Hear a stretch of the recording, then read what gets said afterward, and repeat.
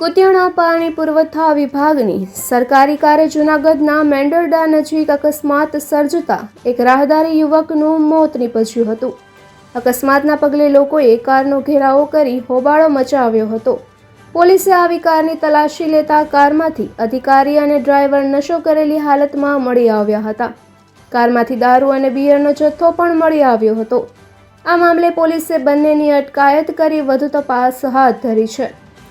મૂળ લુશાળા ગામના રહેવાસી સુભાષ કાનાભાઈ ડાંગર નામના 29 વર્ષીય યુવાન પોતાના ગામના અન્ય 3 પદયાત્રીઓ સાથે લુશાળાથી સત્તાધાર તરફ ચાલીને જઈ રહ્યા હતા ત્યારે ખોડા સાળિયાણા વચ્ચે કુતિયાણા પાણી પુરવઠા બોર્ડની સરકારી ગાડીએ તેમને જોરદાર ટક્કર મારી હતી।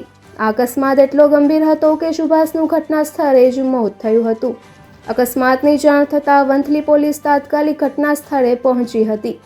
પોલીસે સરકારી વાહનની તપાસ કરતા તેમાંથી દારૂ અને બિયરની બોટલો મળી આવી હતી। આ વાહન કુતિયાણા પાણી પુરવઠા બોર્ડનું હોવાનું ખુલ્યું હતું।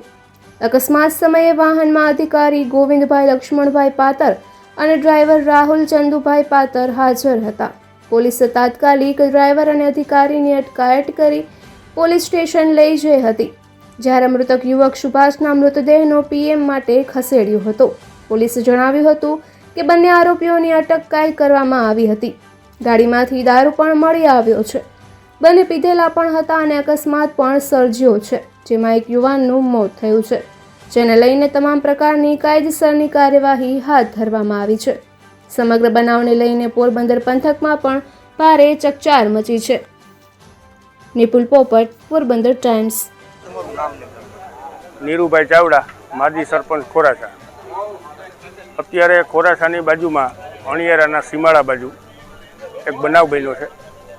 3 છોકરા સત્તાધાર પગપાળા યાત્રાએ જતા હતા ત્યારે સામેથી મેંદરડા બાજુથી તાલાળાની એક ગાડી આવી।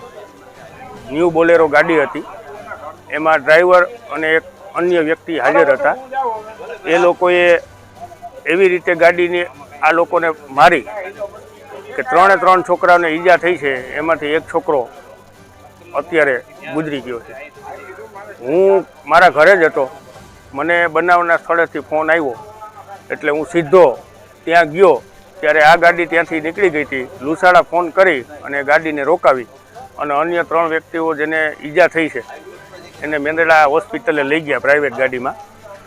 ત્યાંથી જૂનાગઢ એને સારવાર અર્થે લઈ જતા એક યુવાનનું મોત થયું છે। એ લોકોના અમારા જાણવા મુજબ એવું કીધું છે કે અમે તાલાળા રહીએ છીએ, તાલાળાની બાજુનું કોઈ ગામ છે અને કુતિયાણા પાણી પુરવઠામાં નોકરી કરીએ છીએ અને આ ગાડી પણ સરકારી જ છે, ગવર્મેન્ટ ઓફ ગણેલ। અને તેઓ છે ને ફૂલ પીધેલી હાલતમાં હતા। ડ્રાઈવર અને અન્ય વ્યક્તિ જેનો અધિકારી છે ફૂલ પીધેલી હાલતમાં હતા અને ગાડીમાંથી પણ દારૂની બોટલો નીકળી। હવે અમારી માંગ એવી છે કે આ ગાંધીના ગુજરાતમાં સરકારી અધિકારીઓ જો દારૂ પી અને બેફામ ગાડીઓ ચલાવતા હોય તો સામાન્ય લોકોને ક્યાં જવું? ચાલતે રસ્તા લોકોને પણ આવી રીતે જો અકસ્માત નડતો હોય તો રોડ ઉપર જવું કે નહીં? એટલે અમારી વંથલી પોલીસ સ્ટેશને લુસાડા ગામના સમસ્ત ગ્રામજનો અહીંયા ઉપસ્થિત છે, તે બધાની એવી માંગ છે કે આ અધિકારીને કડકમાં કડક સજા થાય અને કડકમાં કડક કલમ લગાડી અને છૂટે નહીં એવી બધાની માંગણી છે।